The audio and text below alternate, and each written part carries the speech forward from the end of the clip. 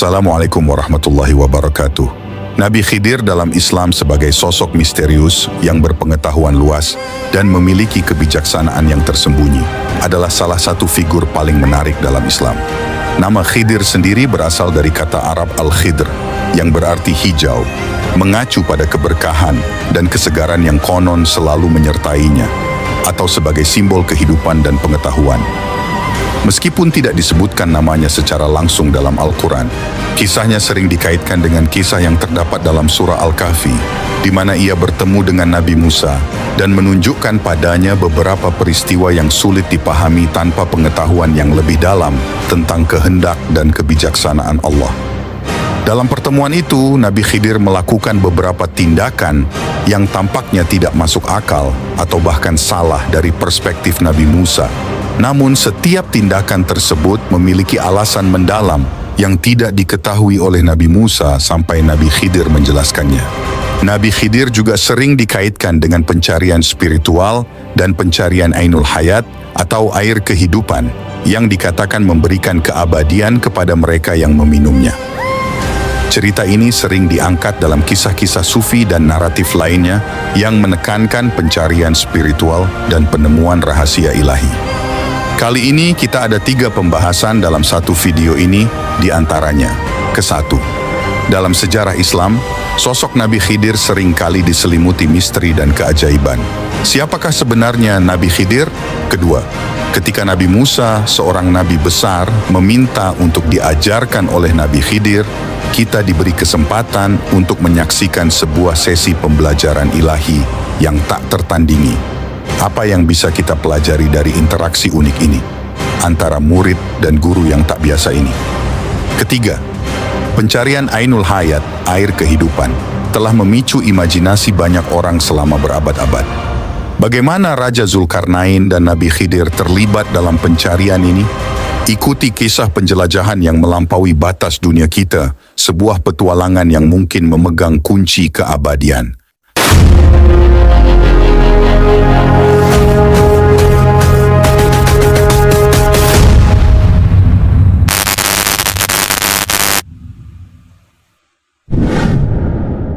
Mengenal sosok Nabi Khidir alaihissalam. Nama Khidir yang dikenal banyak orang itu sebenarnya bukan nama asli beliau, melainkan nama lakabnya atau julukannya. Nama aslinya adalah Balya bin Malkan dan nama panggilannya adalah Abul Abbas. Ada yang mengatakan bahwasanya beliau adalah keturunan Bani Israel atau putra seorang raja yang menjadi zuhud. Rasulullah Shallallahu Alaihi Wasallam bersabda, alasan mengapa beliau dijuluki Khidir adalah karena di setiap saat beliau duduk di tumbuhan yang putih, niscaya akan menjadi hijau. Dan ada yang mengatakan bahwasanya adalah karena ketika beliau sholat di suatu tempat, maka sekelilingnya itu menjadi hijau karenanya. Menurut Imam Qulyubi, nama asli Nabi Khidir adalah Baran bin Malkan. Beliau mengatakan, menurut mayoritas ulama, Khidir alaihissalam adalah nabi yang hidup hingga akhir zaman. Nama aslinya adalah Baran bin Malkan bin Qali bin Arfa Khushid bin Sam bin Nuh. Dikatakan pula bahwa Nabi Ilyas alaihissalam itu juga masih hidup, yang mana beliau itu berada di daerah Khurasan guna menjaga Ya'juj. Ulama berbeda pendapat mengenai kenabian Khidir. Ada yang mengatakan bahwa beliau adalah wali, malaikat, dan sebagainya. Namun pendapat yang unggul adalah bahwasanya beliau merupakan Nabi Allah Subhanahu wa Ta'ala. Dari riwayat Imam Al-Qurtubi, banyak hal yang diperselisihkan mengenai figur satu ini. Di antaranya adalah bahwa apakah beliau memang masih hidup? Mengingat banyak sekali orang yang mengatakan bahwa ia pernah bertemu dengan Nabi Khidir. Syekh Murtada Al-Zabidi mengatakan, dari sekian pendapat yang disebutkan, bahwa pendapat yang sahih adalah yang mengatakan bahwasanya Khidir alaihissalam adalah nabi yang dipanjangkan umurnya, ia sukar diketahui, namun ia hidup hingga hari kiamat sebab ia telah meminum air kehidupan. Yang demikian adalah pendapatnya mayoritas ulama, kaum sufi dan salihin pun konsensus atasnya. Yang mengingkar ini adalah Imam Bukhari, Ibnu Al-Mubarak, Al-Harbi, dan Ibnu Al-Jauzi. Guru kami berkata, dan Ibnu Hajar pun mensahihkannya, bahwa ia condong pada pendapat yang mengatakan bahwa Nabi Khidir masih hidup. Pendapat ini juga dipilih oleh Al-Abbi, Ibnu Arafah dan guru besar mereka, yaitu Ibnu Abdissalam. Mereka bertendensi pada dalil yang banyak, rinciannya ada di kitab Ikmal Al-Akmal. Ibnu Asakir juga menjelaskan bahwa mengapa Nabi Khidir bisa hidup lama adalah karena beliau meminum air kehidupan, yang tempatnya itu tidak diketahui siapapun.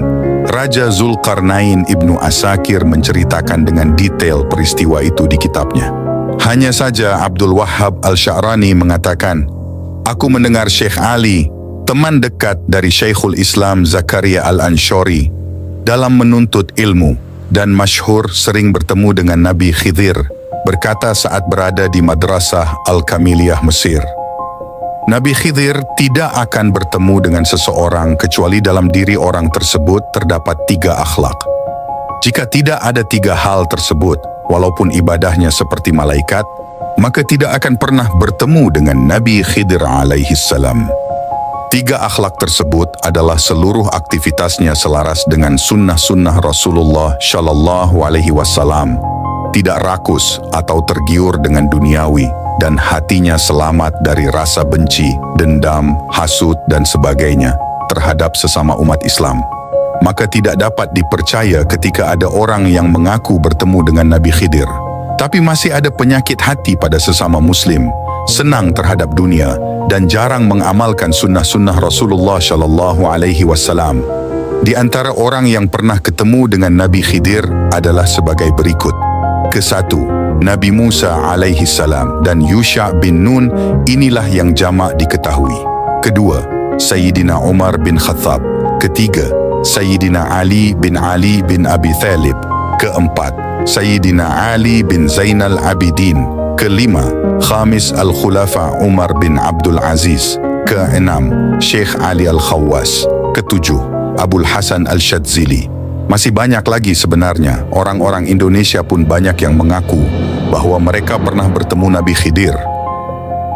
Ketika mereka mengaku demikian, namun tidak memenuhi kriteria yang disebutkan Syekh Abdul Wahhab Al-Sya'rani, maka pengakuannya diragukan.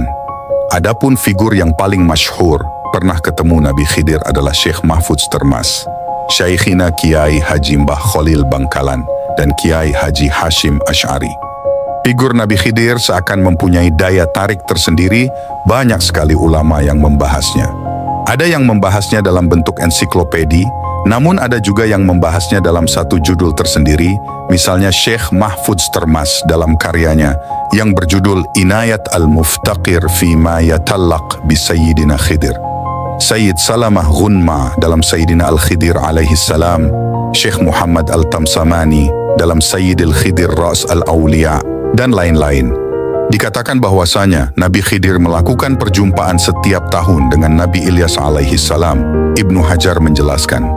Hasan Al-Basri menyatakan bahwasanya Nabi Ilyas itu adalah penguasa daratan dan Nabi Khidir adalah penguasa lautan. Keduanya diberi masa hidup yang lama hingga kelak hari kiamat. Keduanya pun bertemu pada setiap tahunnya. Diriwayatkan bahwasanya Rasulullah Shallallahu Alaihi Wasallam bersabda, Nabi Khidir di samudra dan Nabi Ilyas di daratan.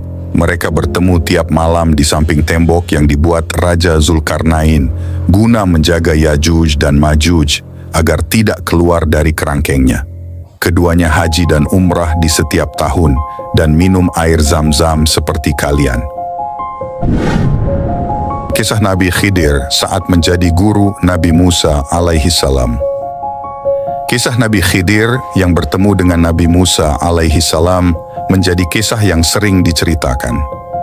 Kisahnya sendiri dijelaskan dalam surat Al-Kahfi ayat 60-82.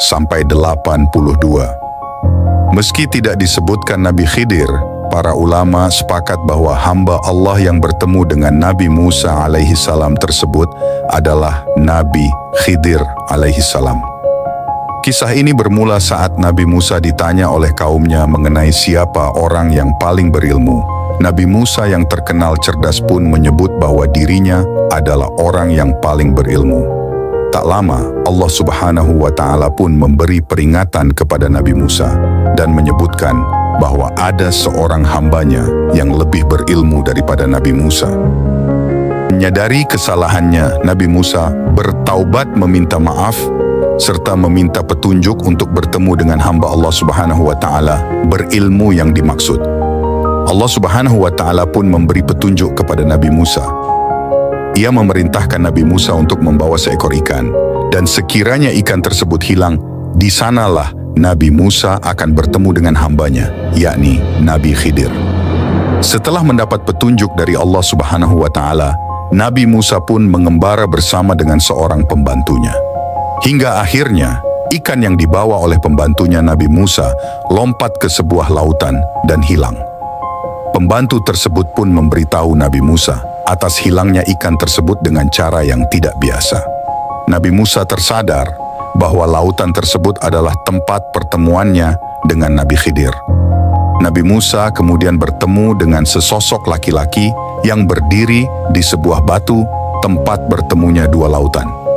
Disinilah Allah Subhanahu wa Ta'ala memanggil Nabi Khidir sebagai hambanya yang dianugerahi rahmat dan ilmu dari sisinya. Lalu mereka berdua bertemu dengan seorang dari hamba-hamba kami yang telah kami anugerahi rahmat kepadanya dari sisi kami. Kami telah mengajarkan ilmu kepadanya dari sisi kami. Al-Quran Surah Al-Kahfi 18 ayat 65. Kemudian Nabi Musa menyampaikan keinginannya untuk berguru kepada Nabi Khidir alaihissalam. Bolehkah aku mengikutimu agar engkau mengajarkan kepadaku ilmu yang benar dari apa yang telah diajarkan kepadamu untuk menjadi petunjuk? Sesungguhnya engkau tidak akan sanggup bersabar bersamaku. Bagaimana engkau akan sanggup bersabar atas sesuatu yang engkau belum mempunyai pengetahuan yang cukup tentangnya? Jawab Nabi Khidir kepada Nabi Musa, Insya Allah engkau akan mendapatiku sebagai orang yang sabar, dan aku tidak akan menentangmu dalam urusan apapun, kata Nabi Musa alaihissalam.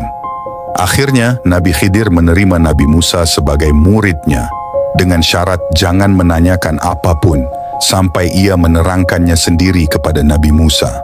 Nabi Musa kembali menyanggupi syarat tersebut, dan kemudian mereka kembali mengembara, melakukan perjalanan naik sebuah perahu.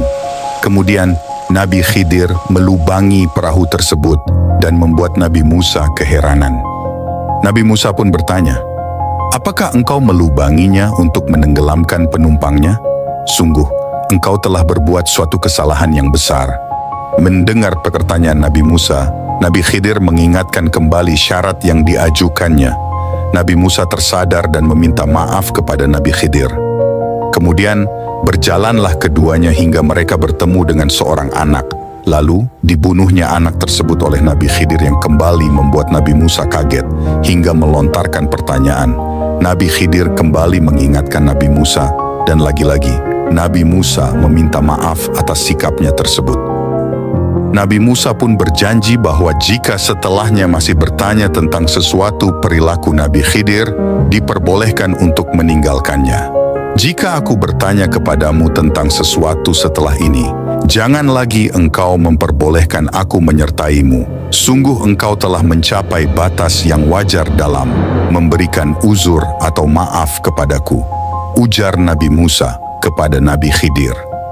Dan Nabi Musa kembali melanjutkan perjalanannya hingga sampailah ke suatu negeri dan meminta perjamuan kepada penduduk negeri tersebut. Namun penduduk tersebut tidak mau menjamu keduanya. Kemudian Nabi Khidir dan Nabi Musa mendapati dinding salah satu rumah penduduk negeri tersebut hampir roboh, dan kemudian Nabi Khidir menegakkannya.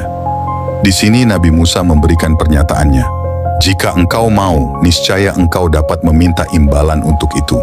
Mendengar Nabi Musa berkata seperti itu, Nabi Khidir mengatakan bahwa inilah saatnya ia berpisah dengan Nabi Musa. Namun, sebelum berpisah, Nabi Khidir menjelaskan peristiwa-peristiwa yang terjadi sebelumnya kepada Nabi Musa. Inilah waktu perpisahan antara aku dan engkau. Aku akan memberitahukan kepadamu makna sesuatu yang engkau tidak mampu bersabar terhadapnya, kata Nabi Khidir. Adapun perahu itu adalah milik orang-orang miskin yang bekerja di laut. Maka aku bermaksud membuatnya cacat karena di hadapan mereka ada seorang raja zalim yang mengambil setiap perahu yang baik secara paksa. Adapun anak itu yang aku bunuh, kedua orang tuanya mukmin, dan kami khawatir kalau dia akan memaksa kedua orang tuanya untuk durhaka dan kufur. Maka kami menghendaki bahwa Tuhan mereka menggantinya dengan seorang anak lain yang lebih baik kesuciannya daripada anak itu dan lebih sayang kepada ibu bapaknya. Adapun dinding rumah itu adalah milik dua anak yatim di kota itu, dan di bawahnya tersimpan harta milik mereka berdua, sedangkan ayah mereka adalah orang saleh. Maka Tuhanmu menghendaki agar keduanya mencapai usia dewasa dan mengeluarkan simpanannya itu sebagai rahmat dari Tuhanmu. Aku tidak melakukannya berdasarkan kemauanku sendiri. Itulah makna sesuatu yang engkau tidak mampu bersabar terhadapnya. Terang Nabi Khidir kepada Nabi Musa. Nabi Khidir yang disebut masih hidup hingga kini sampai akhir zaman. Kisah Nabi Khidir tidak hanya sebatas kisah hidupnya saja, tetapi juga sosoknya yang misterius, yang konon masih hidup hingga kini dan sampai akhir zaman. Benarkah Nabi Khidir hidup hingga hari ini sampai kiamat nanti? Dalam suatu riwayat disebutkan bahwa Nabi Adam berdoa kepada Allah Subhanahu wa Ta'ala untuk memanjangkan usia orang yang menguburkan jasadnya. Disebutkan doa tersebut dikabulkan Allah Subhanahu wa Ta'ala, dan yang menguburkan jasad Nabi Adam adalah Nabi Khidir. Sehingga Nabi Khidir mempunyai umur panjang yang hidup hingga hari ini, bahkan sampai kiamat nanti. Kendati demikian, riwayat lain justru membantah hal tersebut. Disebutkan Nabi Khidir sama seperti manusia pada umumnya, yakni mempunyai waktunya tersendiri.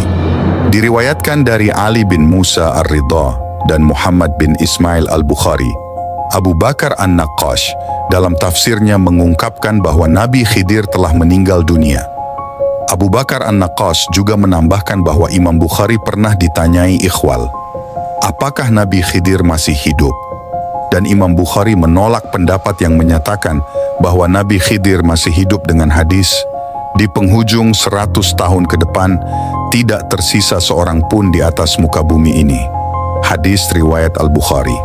Terlepas dari dua pendapat tersebut, yang harus dipercaya adalah Nabi Khidir merupakan hamba Allah Subhanahu wa Ta'ala yang dianugerahi rahmat dan ilmu dari Allah dan pernah hidup di bumi ini.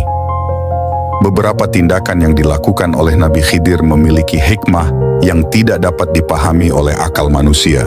Sehingga kita harus mengimani bahwasanya Nabi Khidir mencerminkan kebijaksanaan dan rahasia Allah Subhanahu wa Ta'ala yang tidak terbatas. Kisah Nabi Khidir dan Ainul Hayat.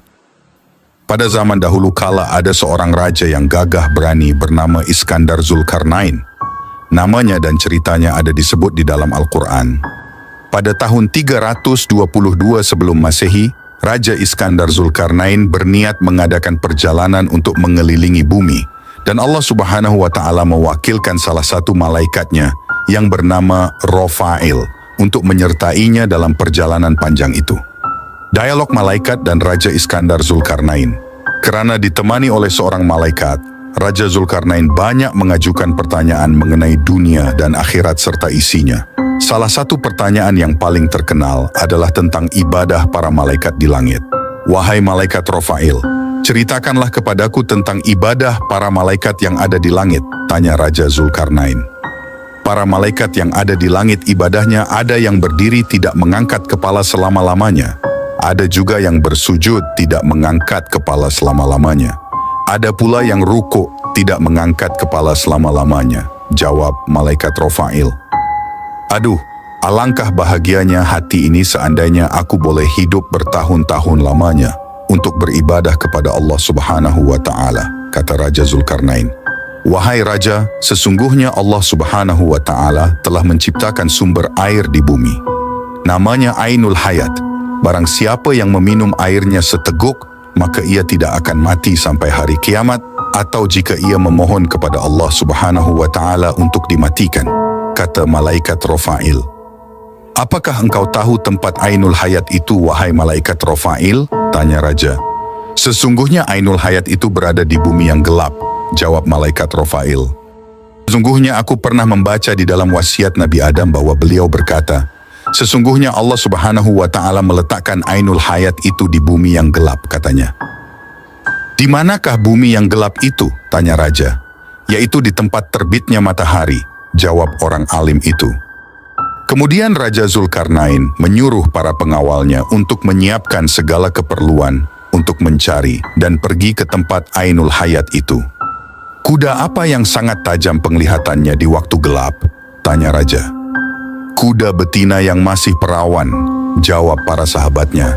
Akhirnya raja mengumpulkan 1.000 kuda betina yang masih perawan dan ia memilih di antara 6.000 tentaranya yang pandai serta pakar perang. Nabi Khidir adalah salah seorang di antara para tentara itu. Bahkan baginda adalah Perdana Menteri ketika itu. Perjalanan mencari Ainul Hayat. Setelah dirasa semua cukup dan siap, maka berangkatlah Raja Zulkarnain dan Nabi Khidir yang berjalan di depan pasukan. Setelah sekian lama mencari, akhirnya mereka mengetahui tempat terbitnya matahari. Mereka pun menuju arah terbitnya matahari tersebut. Perjalanan ke tempat tujuan tersebut memakan waktu 12 tahun lamanya untuk sampai di bumi yang gelap itu. Gelapnya bukanlah seperti di waktu malam hari, melainkan gelap karena ada pancaran seperti asap. Raja Zulkarnain sudah tak sabar lagi hendak masuk ke tempat gelap itu, namun salah seorang yang bijaksana mencegahnya. Para tentara berkata kepada raja, "Wahai tuanku, sesungguhnya raja-raja yang terdahulu tidak ada yang masuk ke tempat gelap ini, karena ia berbahaya. Wahai tentaraku, kita mesti memasukinya. Tidak boleh tidak," sanggah raja. Oleh karena raja bersikap keras hendak memasukinya, maka tak ada seorang pun yang berani melarangnya. "Diamlah dan tunggulah kamu semua di sini selama 12 tahun. Jika aku kembali kepada kamu semua dalam masa itu, maka kedatanganku terhadap kalian termasuk baik. Dan jika aku tidak datang dalam 12 tahun, maka pulanglah kalian kembali ke negeri kalian," ujar raja. Setelah itu raja mendekat dan bertanya kepada malaikat Rafail, "Apabila kita melewati tempat gelap ini, apakah kita dapat melihat kawan-kawan kita?" "Tidak akan kelihatan," jawab malaikat Rafail. "Akan tetapi aku memberimu sebutir permata atau mutiara. Jika mutiara itu diletak ke atas bumi, maka ia dapat menjerit dengan suara yang kuat. Dengan demikian, kawan-kawan kalian yang tersesat jalan dapat kembali kepada kalian." Jelas malaikat Rafail lebih lanjut. Masuk ke Ainul Hayat.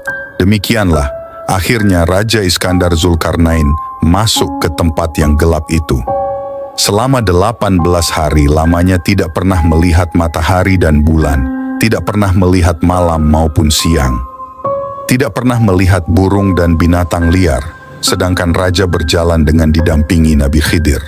Pada saat mereka berjalan, maka Allah Subhanahu wa Ta'ala memberi wahyu kepada Nabi Khidir bahwa sesungguhnya Ainul Hayat itu berada di sebelah kanan jurang, dan Ainul Hayat ini aku khususkan untuk kamu.